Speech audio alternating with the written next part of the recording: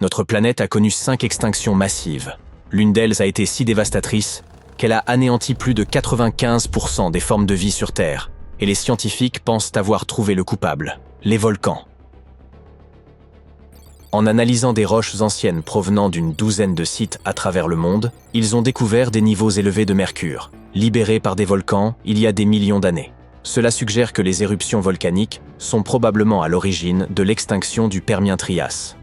Le mercure ne se trouvait pas seulement dans les roches, mais aussi dans l'atmosphère. Cela signifie que lorsque les volcans sont entrés en éruption, ils ont libéré ce gaz toxique dans l'air. Ils ont craché environ 3 millions de kilomètres cubes de cendres, bien plus que la célèbre éruption du mont Saint-Helens. Le gaz a laissé une trace marquant l'une des catastrophes les plus significatives de l'histoire et préparé le terrain pour l'ère des dinosaures. Ces éruptions ont aussi probablement libéré du mercure en enflammant de vastes dépôts de charbon. Les eaux moins profondes ont révélé des pics de mercure juste à l'horizon principal de l'extinction, tandis que les sections plus profondes ont enregistré des pics plusieurs dizaines de milliers d'années auparavant.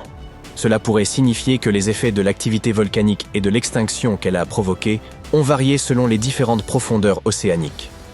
Cela signifie également que cette extinction a été prolongée et complexe. Elle a non seulement découlé d'un réchauffement climatique majeur à l'époque, mais a aussi entraîné d'autres effets néfastes, comme les pluies acides, aggravant la situation pour les plantes et les animaux. Bien que peu de traces du Permien aient survécu jusqu'à nos jours, nous pouvons nous faire une idée de ce à quoi ressemblait le monde à cette époque grâce aux fossiles découverts dans l'est du Kansas. Il y a 252 millions d'années, la Terre était en pleine abondance. Les continents terrestres se rassemblaient alors pour former le supercontinent Pangée. La Terre était principalement aride, ressemblant à un désert austère avec de vastes étendues rocheuses et peu de sources d'eau. Le climat alternait entre des étés brûlants et des hivers glacials. Quelques plantes, principalement des conifères, des fougères géantes et des mousses primitives, poussaient dans les zones disposant d'un peu d'eau. La Terre était dominée par des créatures semblables aux dinosaures, comme les pélycosaures et les thérapsides, souvent appelés reptiles mammaliens. Le redoutable dimétrodon, avec sa remarquable épine dorsale en forme de voile, faisait également partie des principaux prédateurs de l'époque.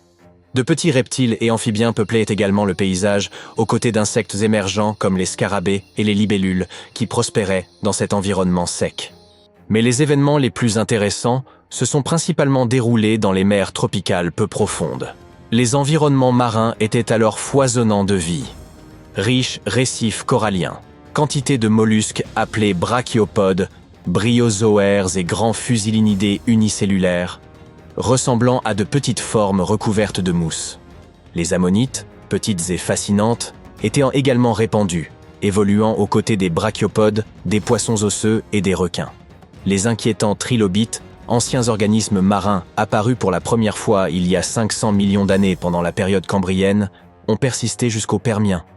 Ceux-ci étaient très diversifiés, allant des prédateurs actifs aux charognards en passant par les mangeurs de plancton. Cependant, presque toutes ces créatures magnifiques seraient amenées à disparaître lors de l'extinction du Permien-Trias. Elle s'est montrée véritablement impitoyable. Plus des 2/3 des espèces d'amphibiens et de reptiles ont disparu, et près d'un tiers de toutes les espèces d'insectes ont été anéanties. Habituellement, les insectes figurent parmi les survivants les plus résilients, ce qui illustre l'ampleur de cet événement. Parmi ces animaux disparus se trouvait le terrifiant Meganeuropsis, une libellule géante avec une envergure de près de 80 cm, qui vivait autrefois dans le centre du Kansas près d'Elmo. L'endroit est célèbre pour sa riche collection de fossiles d'insectes du Permien, incluant des criquets et des blattes anciennes. Pendant un temps, la cause exacte de cet événement est restée mystérieuse.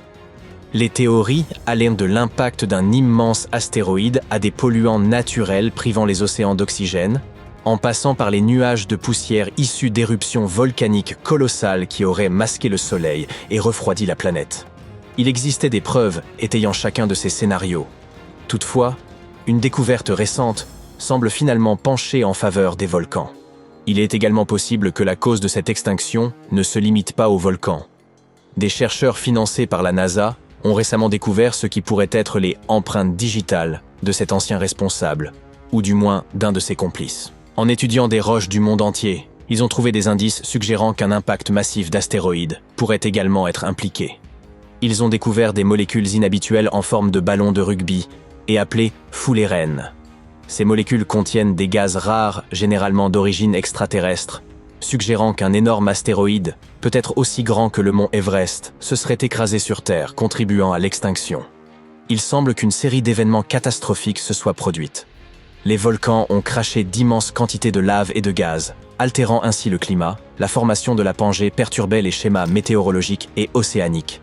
Et un astéroïde a également frappé la Terre. Heureusement pour nous, la nature est extrêmement tenace et trouve toujours un moyen de renaître, prouvant l'adaptabilité de notre planète.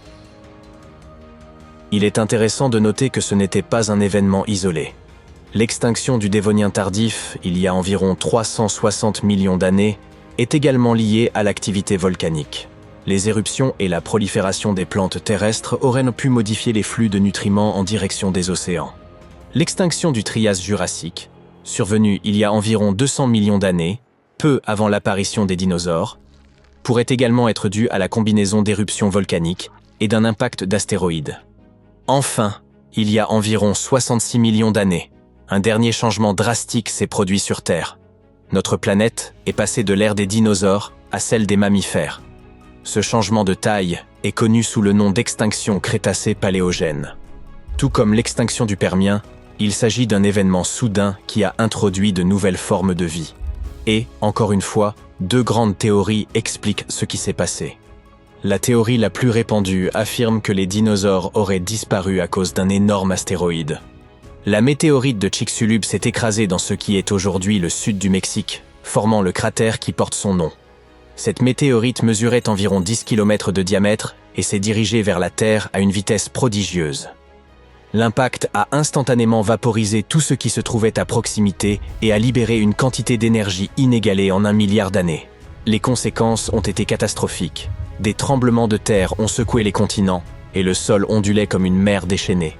La poussière soulevée par l'astéroïde est retombée sur Terre en une pluie ardente, réchauffant l'atmosphère au point d'embraser les forêts du monde entier.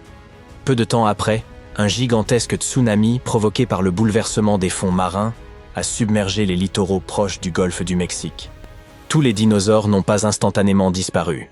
Dans des régions comme la Nouvelle-Zélande, certaines populations ont d'abord survécu.